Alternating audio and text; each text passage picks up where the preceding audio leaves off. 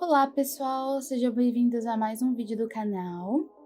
E hoje eu vou mostrar para vocês o processo de pintura em tinta acrílica.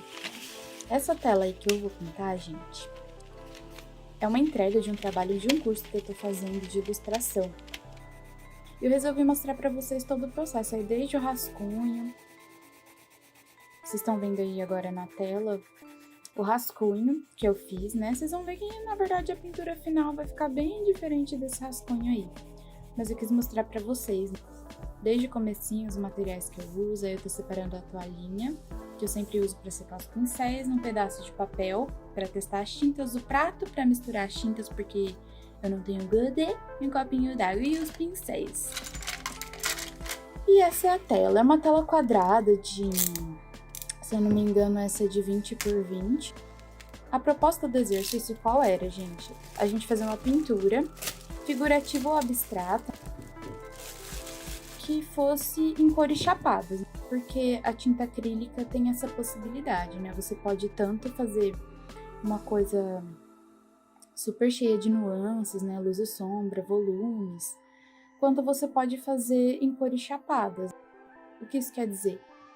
Que você vai pintar grandes porções aí da pintura sem colocar nuances de cores, sem colocar degradê. No caso, esse exercício do curso que eu tô fazendo, a proposta era exatamente essa, da gente fazer uma pintura, essa pintura no caso, com cores chapadas. E eu resolvi fazer uma pintura figurativa nesse exercício. E por que que eu pensei nesse desenho? Eu gosto muito de desenhar rostos femininos. Quem me acompanha lá no Instagram ou já viu outros vídeos aqui do canal sabe que eu gosto de desenhar rostos femininos. Mas eu não queria fazer um rosto comum, né? Daí eu pensei, nossa, o que eu posso fazer? Lá no rascunho vocês viram, né? Minha ideia inicial era estampar, fazer uma estampa de poá nesse rosto feminino. Mas depois que eu passei pra tela, comecei a passar pra tela, eu achei que seria mais interessante fazer uma estampa de estrelas, né? Um rosto aí, uma silhueta que a gente pode interpretar como feminina, toda estampada de estrelas. E qual o significado? Qual a viagem dessa pintura? Não faço a mínima ideia, gente. Foi apenas uma ideia que eu tive, não tem significado nenhum, não precisa ter, pode ser só uma coisa, uma apreciação estética aí, uma coisa legal de se pintar e cheia de contraste de cores. Aí, como vocês viram, eu comecei a pintar o fundo já. Eu ando gostando muito de usar amarelo, eu não sei porquê, gente, mas amarelo não é uma coisa que eu gosto de usar em roupas, digamos assim, mas em desenho eu tô gostando muito de usar, principalmente para fazer fundos, porque dá um contraste bem legal com o lilás, que é outra cor que eu tenho gostado muito de usar nas minhas pinturas, tanto em tinta acrílica quanto em aquarela. Então o amarelo aí tem ganhado um espaço especial nas minhas pinturas. E eu decidi então fazer esse fundo mais cheguei, né, esse fundo mais iluminado, e o restante da pintura eu quis usar uma cor complementar do amarelo. O que são cores complementares, né, gente? Eu acho que boa parte de vocês deve saber, mas eu vou resumir aqui rapidinho com o pouco conhecimento que eu tenho, que são cores complementares. A gente tem aí, dentro das cores, uma coisa que se chama círculo cromático. E dentro do círculo cromático, tem cores que elas ficam ali, digamos, uma do ladinho da outra, são chamadas cores análogas, e as cores complementares são aquelas que estão do lado oposto do círculo. Então, por exemplo, as cores complementares do amarelo são o lilás, o roxo, né? Eles estão do outro lado do círculo. E quando a gente usa cores complementares, as cores complementares, elas costumam se destacar em relação uma à outra. Ambas se valorizam entre si. Ao passo que as cores análogas, elas aí dão mais uniformidade, porque são cores mais parecidas. Por exemplo, o azul, o verde, né, o azul turquesa, são cores análogas, mais parecidas, né? Então, quando você faz uma pintura com cores análogas, normalmente ela fica um pouco mais digamos assim, suave, né? Quando você usa cores complementares na sua pintura, costuma ficar uma pintura mais, digamos assim, né? Chega a doer nos olhos. Brincadeira, pessoal. Mas é brincadeira, mas é basicamente isso mesmo, gente. As cores complementares, elas se destacam umas das outras. Então eu resolvi usar porque eu gosto de cores bem coloridas, assim, que faz o olho arder. Pra mim, se não arder o olho, tá errado. Opa, brincadeira, pessoal. Eu gosto muito de fazer pinturas em cores análogas também, mas ultimamente eu tô nessa vibe aí de cores complementares. E aí agora, como vocês estão vendo, eu estou pintando as estrelas de lilás, né? Resolvi fazer a pele de um rosinha assim, com um pouquinho de azul e as estrelas em lilás. Percebam que as estrelas lilás e a pele rosa são cores análogas. Vocês percebem aí que quase que a estrela não se destaca perto do rosa, mas aí depois eu vou fazer um paranauê, que logo vocês vão ver, que vai destacar a cor das estrelas em relação à pele, em relação ao fundo amarelo também.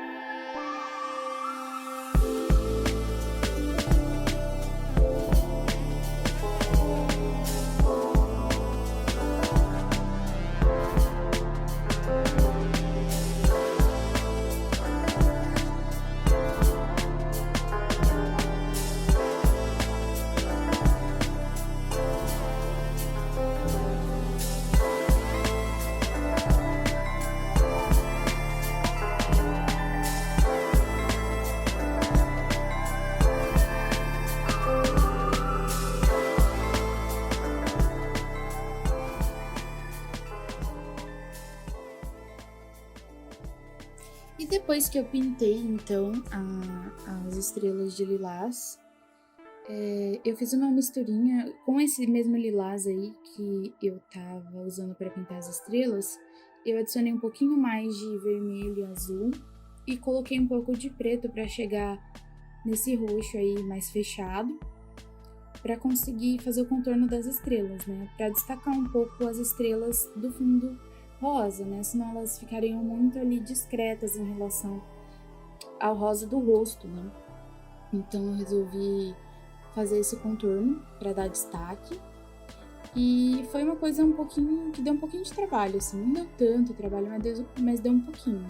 Por mais que a pintura chapada ela seja facilitadora nesse sentido, de você não ter que trabalhar as nuances de cores e tal, ela dá um pouco de trabalho nesse sentido, porque, pelo menos dessa experiência que eu tive, você tem que ser bastante preciso com o pincel, né? Como as cores, elas são mais uniformes e tal, e principalmente assim na hora dos contornos, a gente tem que tomar um pouco de cuidado com a precisão, né? Então a gente tem que preencher tudo certinho, com as cores e tal, e tomar esse cuidado de fazer com que as cores elas tomem uma forma também, né?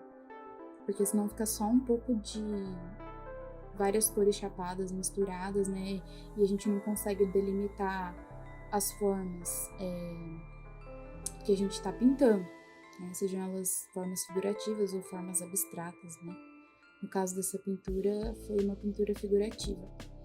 E para pintar o cabelo, eu resolvi usar também o mesmo roxo que eu usei para fazer o contorno das estrelas, né? Porque no exercício do curso de ilustração, eles pediram para a gente usar no máximo 3 cores, né? Então, se eu mudasse a cor do cabelo, eu já ia fugir da proposta. Então, eu resolvi usar o mesmo roxo que eu usei para contornar as estrelas. E foi bem tranquilo de pintar o cabelo, na verdade, pessoal, porque era basicamente preencher o que eu tinha colocado, né, nos traços. Mas eu gostei muito do resultado, confesso pra vocês. Vocês vão ver no final, né, que o resultado vai ficar bem legal.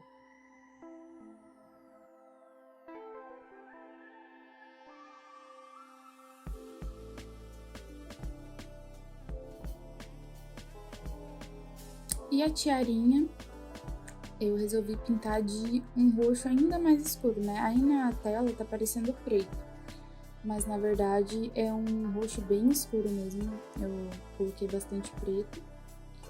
E a estrela da tiarinha da mesma cor das estrelas estampadas no rosto.